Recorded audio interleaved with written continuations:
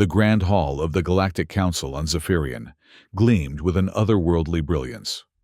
Walls that shimmered like diamond caught and refracted light in hypnotic patterns across the vast chamber. The vaulted ceiling soared so high that some species claimed it induced vertigo, a feature that many suspected was intentional, designed to humble visitors before the gathered might of the council. Jake Morrison straightened his formal diplomatic uniform, a simple affair compared to the elaborate regalia of the alien representatives around him.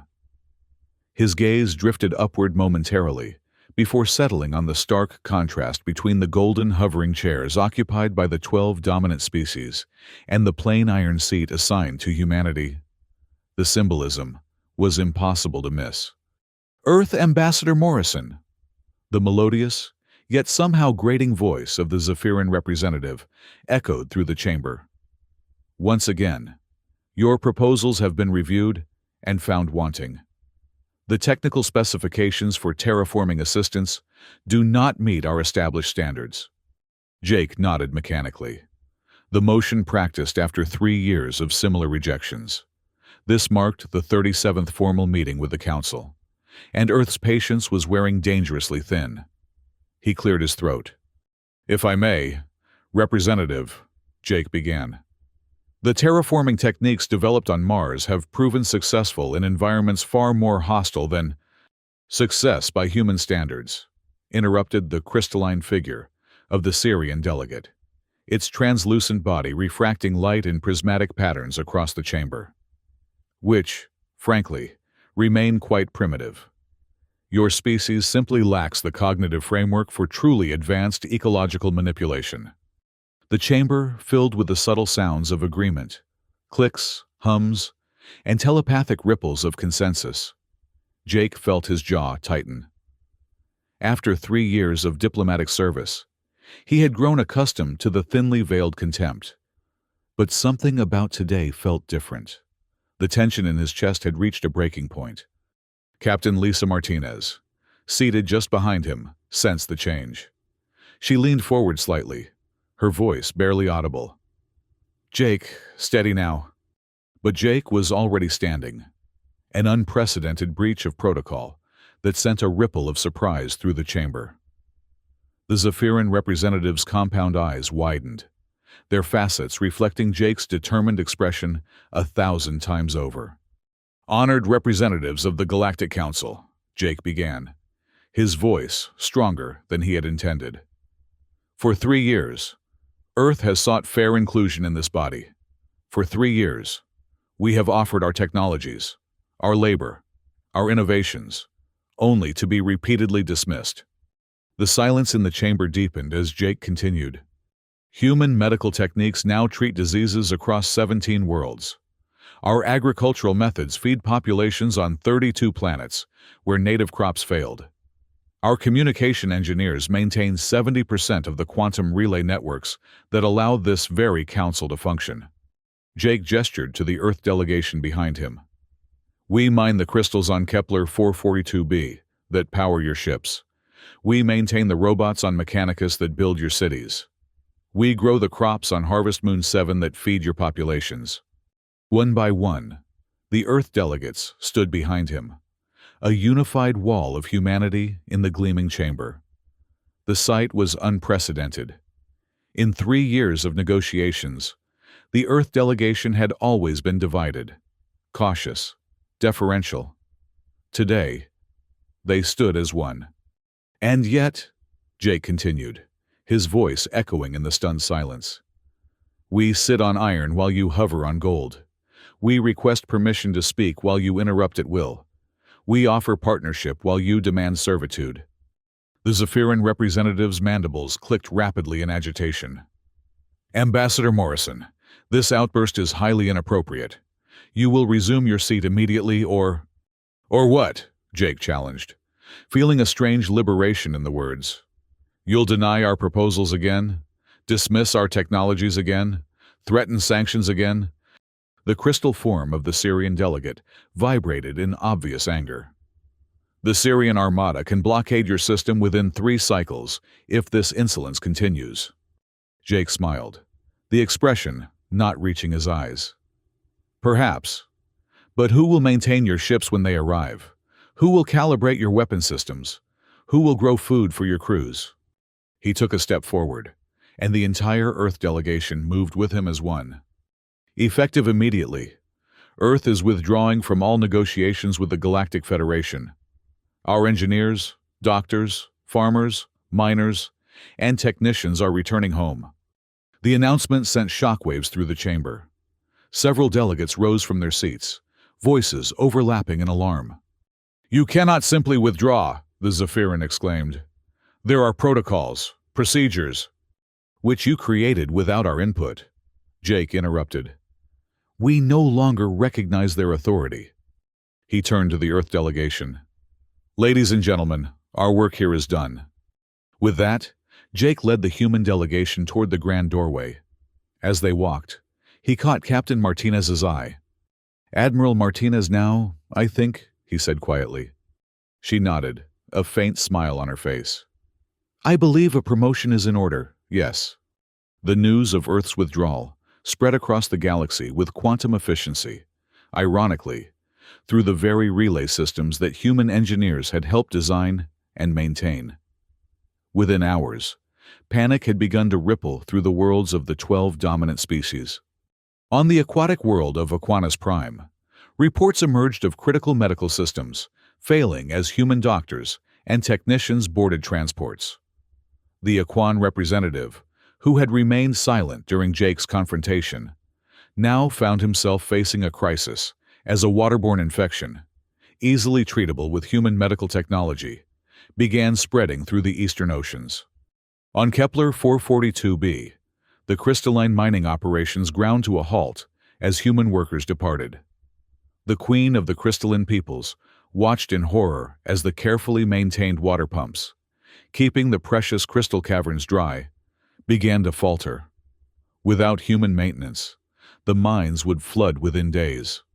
Aboard the Independence, the Earth diplomatic vessel speeding away from Zephyrian, Jake sat in the ship's conference room with the rest of the delegation. The mood was a complex mixture of elation, anxiety, and determination.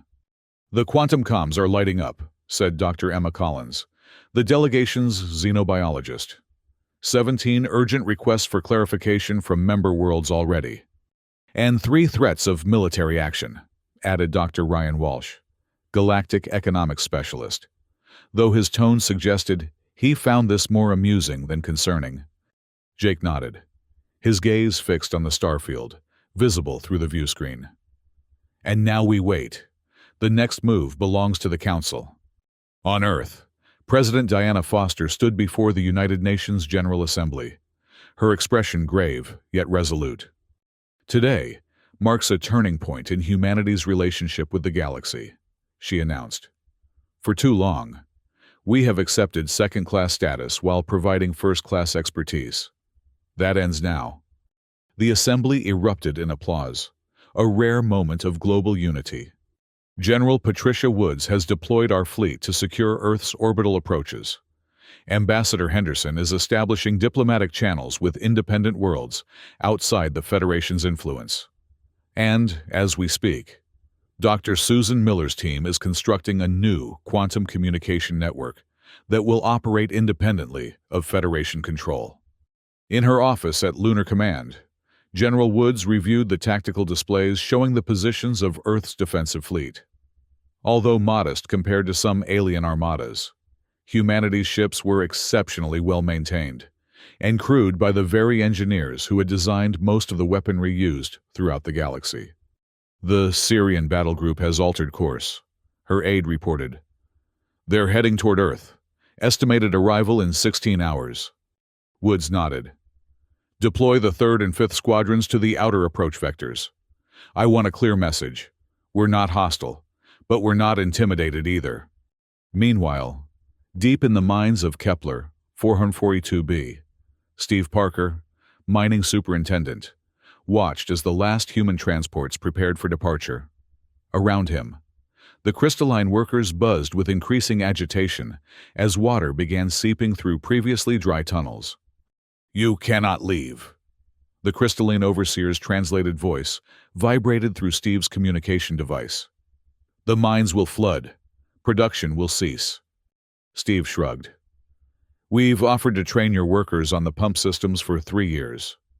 Your leadership refused, claiming the technology was too primitive for your species to bother learning." "But the Federation requires these crystals." "Then perhaps the Federation should have valued those who extract them," Steve replied, boarding the last transport. As the doors sealed, he caught a glimpse of panic in the overseer's faceted eyes. On Mechanicus, the world of machines, Zara Thompson supervised the shutdown procedures for the human-designed assembly plants. The robotic workers, sophisticated but ultimately limited in their adaptability, stood motionless as their human supervisors departed. "The XJ7 units cannot replicate your maintenance protocols," the administrative AI intoned.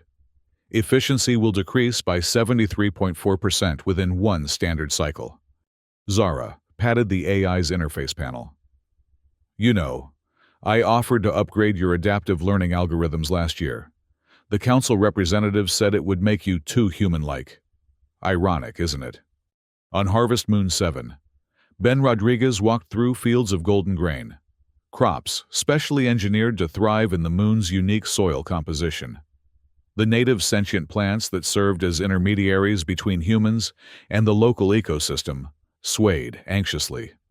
"The vines ask if you will return," translated his alien assistant, a member of the gentlefolk species who had formed an unlikely alliance with human farmers. "Tell them." Ben hesitated, looking at the vast fields that fed billions across multiple worlds. "Tell them I hope so. But that depends on the council now." The assistant, a slender being with pale green skin, nodded sadly. "The gentlefolk understand leaving when one is not valued. Our kind was also deemed insufficient by the council many cycles ago." Ben placed a hand on the being's shoulder. "Perhaps it's time for a different kind of council." Back on Zephyrian, emergency sessions of the Galactic Council had devolved into chaos. The Zephyrian and Syrian representatives dominated the discussions, their demands for military action growing increasingly strident. "The humans must be taught their place," the Zephyrian representative chittered, mandibles clicking in agitation. "They are merely one species among thousands, yet they dare to hold the galaxy hostage." "The Syrian armada stands ready," the crystalline delegate chimed in. "We will blockade their system and force compliance." But not all representatives shared this view. The Aquan delegate, facing reports of spreading disease among his people, raised a webbed hand. "Perhaps," the Aquan's translated voice burbled through the chamber, "we should consider the humans' grievances. Their medical technology alone—" "Weakness," interrupted the Zephyrian. "Give in once, and these primitives will never know their proper place again." On Earth, President Foster received the report of the Syrian fleet's approach with calm determination. In the White House Situation Room, she turned to Admiral Kevin Brooks, commander of Earth's defensive forces. "Options, Admiral?" Brooks gestured to the tactical display. "Their fleet is impressive, Madam President, but it's also designed and maintained largely by human contractors. Our engineers have identified 17 critical vulnerabilities in their targeting systems alone." Foster nodded. "And our diplomatic channels." Ambassador Paul Henderson spoke up. "We've received communications from 23 independent worlds expressing support for our position. More importantly, several Federation member species have privately indicated they share our concerns about Council governance. The Quiet Ones and the Gentlefolk have formally requested alliance," added Dr. Ryan Walsh.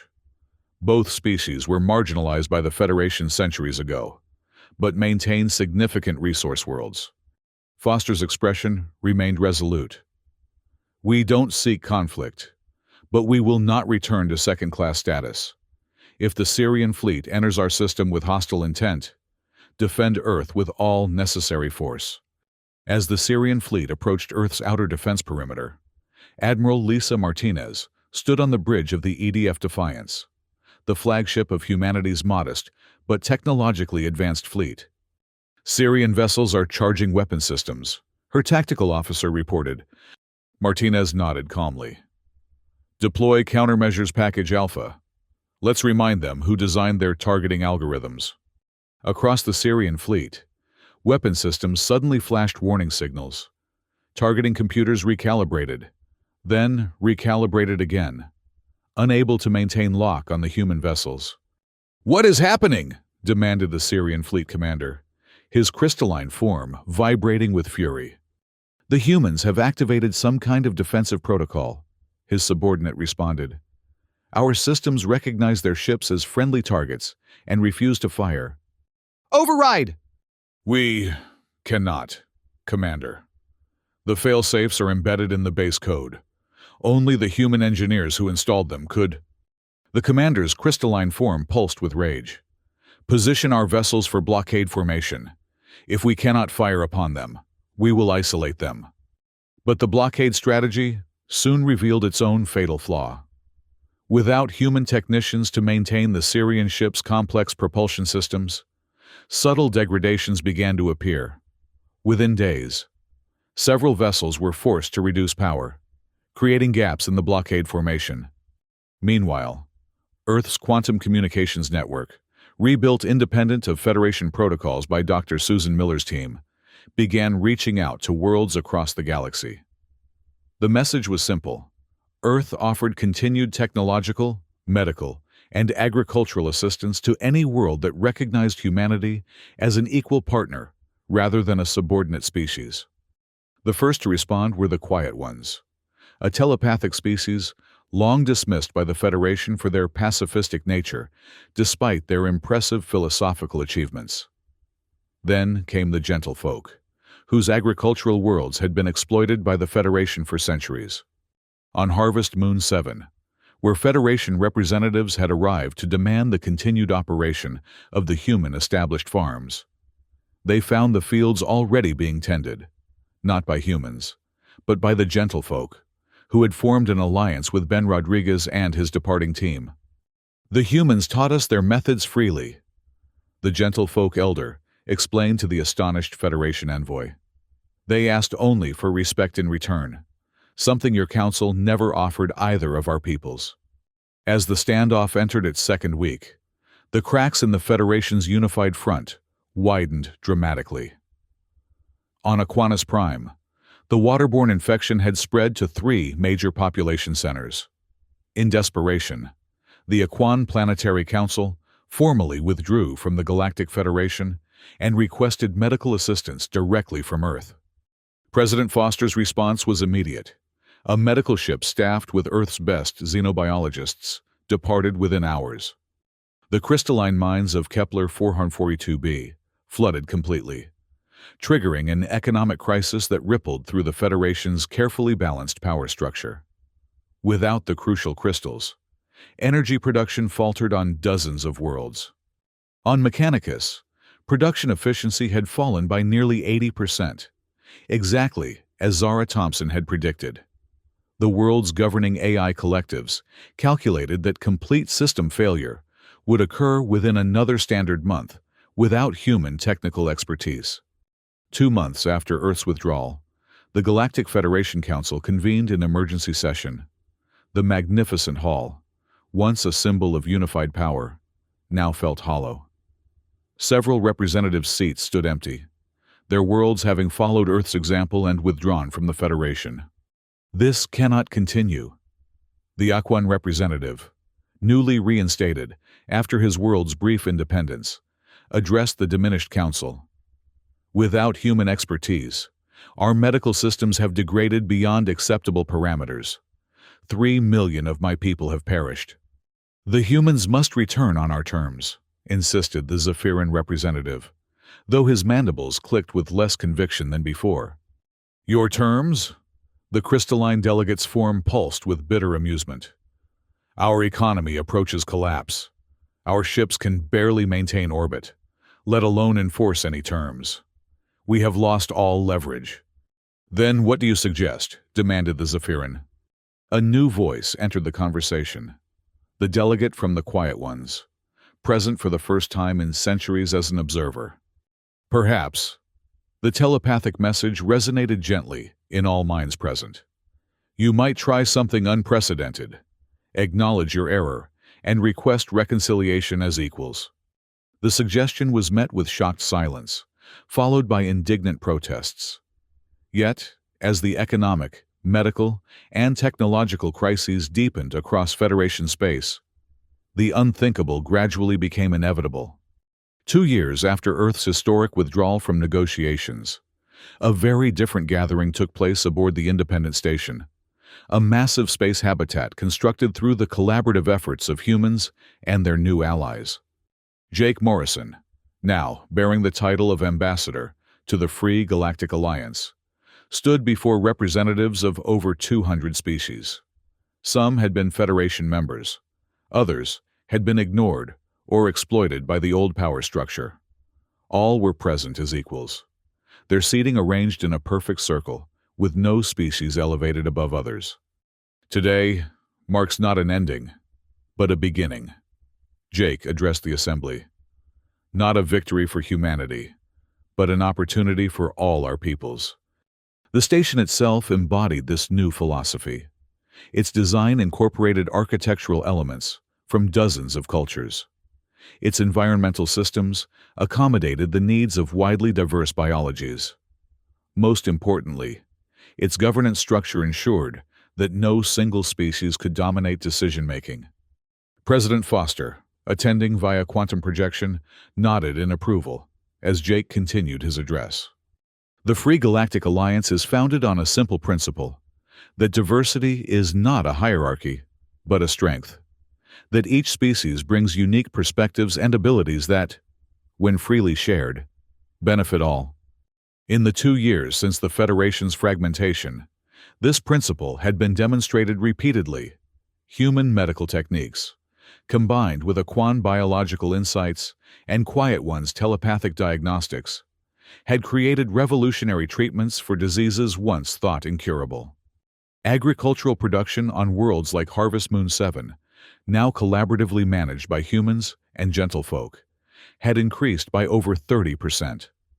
The flooded crystal mines of Kepler 442b had been reclaimed through a joint effort of human engineering and crystalline natural abilities, with profits now shared equitably.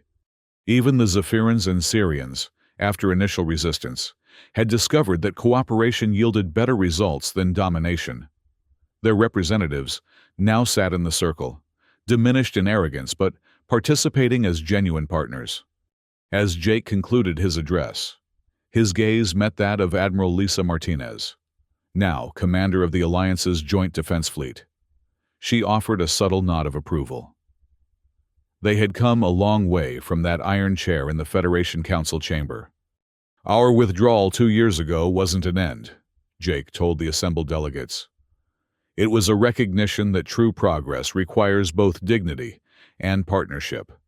Today, we move forward together, not as rulers and ruled, but as a community of equals. The assembly chamber erupted in applause, expressed in dozens of different ways by dozens of different species. Some clapped hands, others clicked mandibles. Still others pulsed with bioluminescent approval. The cacophony somehow formed a harmony, much like the Alliance itself. Later, as the formal proceedings concluded, Jake found himself on the station's observation deck, gazing out at the stars alongside an unexpected companion, the former Zephyran Federation representative. I must acknowledge, the insectoid being's translator rendered in carefully neutral tones, that I did not anticipate this outcome when you led your delegation from our chamber 2 years ago. Jake smiled slightly. Nor did I entirely. We knew what we were leaving. We couldn't be certain what we might build instead. Your species has an unusual capacity for improvisational structures, the Zephyran observed. Most concerning at first, most valuable in retrospect. We've had practice, Jake replied. Human history is filled with systems that failed and were rebuilt differently. A messy approach to civilization, but a resilient one. The observation deck fell silent as they contemplated the starfield. Finally, the Zephyrian spoke again. The golden chairs have been removed from the council chamber on Zephyrian. All representatives now sit at the same level. Jake nodded but offered no comment. Too little. Too late, perhaps? The Zephyrian continued, but a beginning. Every worthwhile change starts somewhere, Jake replied. The Alliance welcomes the Federation's remaining worlds whenever they're ready to join as equal partners. Elsewhere on the station, Steve Parker, the former mining superintendent from Kepler 442b, was demonstrating improved extraction techniques to a mixed group of human and crystalline engineers. The atmosphere was collegial, with technical insights flowing freely in both directions. The crystalline resonance patterns your people identified have increased efficiency by 23%.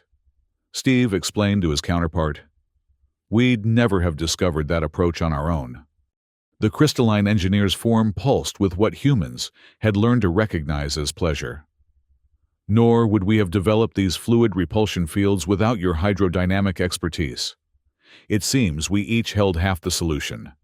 On Mechanicus, Zara Thompson supervised a very different kind of operation than she had 2 years earlier. Rather than simply maintaining robots designed by others, she now headed a joint human-AI research initiative, developing the next generation of synthetic workers. The adaptive learning matrix has exceeded expected parameters, the administrative AI reported. Its voice now more nuanced and expressive, following upgrades that would have been forbidden under Federation restrictions. That's what happens when you stop trying to make machines that just follow orders and start building ones that can think creatively.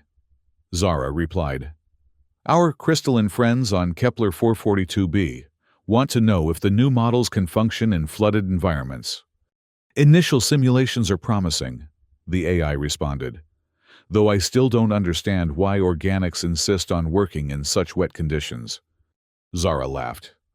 Add that to the list of cross-cultural questions we're still working on. On Harvest Moon 7, the golden fields stretched even further than they had under Federation management. Ben Rodriguez, now director of the Alliance Agricultural Institute, walked the perimeter with representatives from 12 different species. The symbiotic relationship between the gentlefolk's native plants and our Earth-derived grains has created something entirely new, he explained, gesturing to the shimmering fields. Higher yield, better nutrition, and it actually improves soil quality over time instead of depleting it. One of the visitors, a former Federation economic administrator, shook his head in wonder. Under the old system, we would have classified this as proprietary technology and restricted its use to premium-paying worlds. And achieved much less as a result, Ben replied. Our open development model means these techniques are already being adapted for 63 different planetary environments. Everyone eats better. The economic administrator appeared troubled. But without the profit incentive. Oh, we still track value creation, Ben interrupted with a smile. But we measure it in lives improved and systems stabilized. Not just currency accumulated. Turns out that's a stronger foundation for sustainable growth. Back on the independent station, the inaugural meeting of the Free Galactic Alliance concluded with a ceremony that would have been unimaginable under the old Federation. Representatives of all member species contributed cultural elements to the station's central plaza. Artwork, plants, architectural features, sound and light displays. Admiral Martinez stood beside Jake as they watched a group of gentlefolk and quiet ones install a memorial fountain commemorating those lost during the transition period. Did you ever imagine this outcome when you stood up in that council chamber? She asked quietly. Jake shook his head. I just knew we couldn't continue as we were. The rest happened because enough people across enough worlds felt the same way. There are still holdouts, Martinez noted. The hardcore Federation loyalists controlling the Zephyrian defense grid. The Syrian royal caste. They view all this as a temporary aberration. They're entitled to their opinion, Jake replied. Meanwhile, We'll keep building something better. President Foster joined them, her quantum projection remarkably lifelike. The Senate has ratified all 23 Alliance founding protocols, she reported. Earth is officially all in. Any opposition? Jake asked. Foster smiled. Remarkably little. Turns out standing up for ourselves while helping others is a popular combination. As Twilight simulation began cycling through the station's environmental systems, representatives of hundreds of species gathered in the central plaza. The newly installed cultural elements created a space that somehow felt both alien and welcoming to all present. A physical manifestation of the Alliance's founding principle. Dr. Susan Miller, whose quantum communication breakthrough had enabled much of the Alliance's rapid development, activated the final installation, a holographic display showing real-time connections between member worlds. Lines of light linked stars in a web of cooperation that grew more complex by the day. Every connection represents knowledge shared, she explained to the gathered representatives. Medical treatments, agricultural techniques, technological innovations, artistic expressions, flowing freely between worlds. The former Zephyrin Federation representative studied the display with compound eyes that had once looked upon humans with contempt. We were taught that knowledge was power, the insectoid being observed, to be hoarded and controlled. Knowledge is power, Jake agreed, but it's power that multiplies when shared, rather than diminishes. As the ceremony concluded, representatives from the Alliance worlds mingled freely. Communication barriers bridged by advanced translation technology developed through collaborative research. Species that had once been separated by Federation hierarchies now exchanged ideas as equals. Jake found himself approached by an unexpected figure, a young Syrian, their crystalline form still showing the irregularities of adolescence. Ambassador Morrison, the crystalline being's voice chimed through the translator. I am designated third facet of tomorrow, junior observer from the Syrian Educational Collective.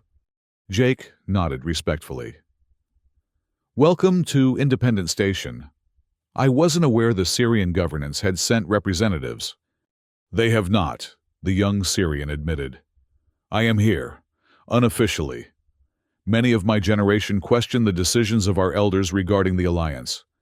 Jake kept his expression neutral, though inwardly he felt a surge of hope. Change often begins with questions. We have many, Third Facet admitted, about the Alliance, about humanity, about the future.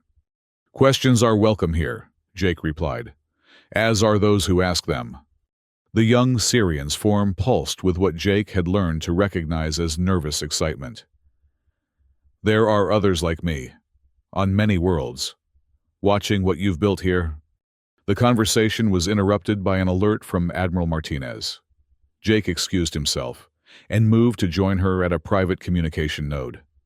We're receiving a transmission from the Zephyrian defense grid, Martinez reported, her expression serious. The hardline Federation loyalists are mobilizing their remaining fleet. Jake's expression remained calm. Destination? Uncertain, but they're taking an uncommon interest in the gentlefolk agricultural worlds. Jake considered this information. Alert our defensive units, but no provocative deployments, and open a channel to the Zephyrian command. When the connection established, Jake found himself facing the very same Zephyrian military commander who had threatened Earth 2 years earlier. Ambassador Morrison. The insectoid being's mandibles clicked in what the translator rendered as cold formality. Or whatever title you claim now. Commander, Jake acknowledged, we're noting unusual activity in your fleet deployments. The legitimate Federation government maintains the right to secure its trade routes, the commander responded. Of course, Jake agreed smoothly.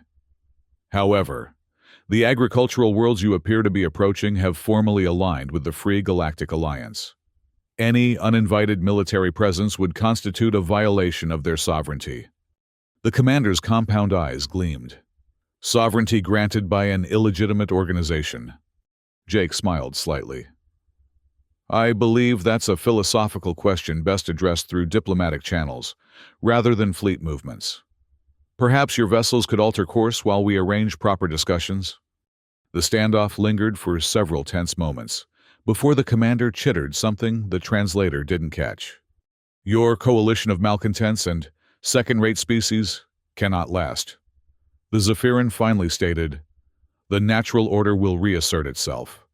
Perhaps, Jake acknowledged, but until then, those agricultural worlds remain under Alliance protection. After the communication ended, Martinez shook her head. They'll test us eventually. The old guard can't accept the new reality. Maybe, Jake conceded. But every day we demonstrate that cooperation works better than coercion. Their position weakens. Their own people are beginning to question the old assumptions. As if to underscore his point, the young Syrian observer approached again, joined now by representatives of several other species. Ambassador, Third Facet addressed Jake. We've been discussing the Alliance Educational Exchange Program. Several of us wish to apply. Jake smiled genuinely. Applications are always welcome. The next term begins in 3 standard months. As the younger representatives departed, energetically discussing their plans, Martinez raised an eyebrow. That's how it happens, isn't it? She observed. Not with grand pronouncements or fleet actions, but with young people deciding they want something different than what their parents built. It's how most lasting change occurs, Jake agreed. Fleets and treaties matter, but it's the daily choices of ordinary people that truly transform societies. Later, as the Alliance founding ceremony concluded, Jake found himself once again on the observation deck, this time joined by President Foster's quantum projection. The Senate Committee on Galactic Affairs has a question, Foster said without preamble. They want to know if we should formally dissolve the position of Federation Ambassador, given that you now serve the Alliance. Jake considered the stars visible through the viewport. I'd recommend keeping it active, actually. The Federation still exists, albeit in reduced form. And bridges, once burned, take time to rebuild. Foster nodded. Always the diplomat. It's served us well so far. That it has, Foster acknowledged. When you stood up in that council chamber 2 years ago, some back home feared you'd started a war. In a way, I did, Jake replied. Just not the kind fought with ships and weapons. A war of ideas, Foster suggested. Of values, Jake corrected. About whether different means unequal. About whether power should derive from dominance or cooperation. Foster's projection studied him thoughtfully. And you're winning that war, by all accounts. Jake shook his head. It's not about winning. It's about building something better, together. The moment we start thinking in terms of victory over others, we risk becoming what we rejected. Beyond the viewport, ships from dozens of worlds moved in coordinated patterns around the independent station, a dance of cooperation that would have been impossible under the rigid hierarchies of the Federation. The Alliance fleet conducts joint exercises tomorrow, Foster noted, changing the subject. Admiral Martinez mentioned you'll be observing. Jake nodded. Along with military representatives from 15 former Federation worlds. They're interested in our collaborative command structure. Seeds of change, Foster mused. Planted in fertile ground, Jake added. As Foster's projection winked out, Jake remained on the observation deck, contemplating the journey that had brought humanity from that iron chair in the Federation Council to the heart of a new galactic community. The decision to stand up, to walk away from an unacceptable situation rather than continue to enable it, had been just the first step. The real work had come after, building connections, proving the value of partnership, demonstrating that respect yielded better results than exploitation. The Free Galactic Alliance wasn't perfect. No system involving hundreds of distinct species with different needs and perspectives could be. But its foundational principle, that diversity was a strength to be celebrated, rather than a hierarchy to be enforced, created space for continuous improvement. As Jake prepared to leave the observation deck, his communication device chimed with a message from Earth. New survey data from the cooperative expedition to the galactic core had arrived, showing habitable worlds that the Federation had never bothered to explore. Worlds that might host new civilizations, new perspectives, new potential allies. Tomorrow would bring the negotiations for first contact protocols with these newly discovered regions. Another opportunity to apply the lessons of the past 2 years. Another chance to build something better than what had come before. Jake Morrison, the diplomat who had walked out of the Federation Council and helped birth a new galactic order, smiled at the starfield one last time before turning toward the future.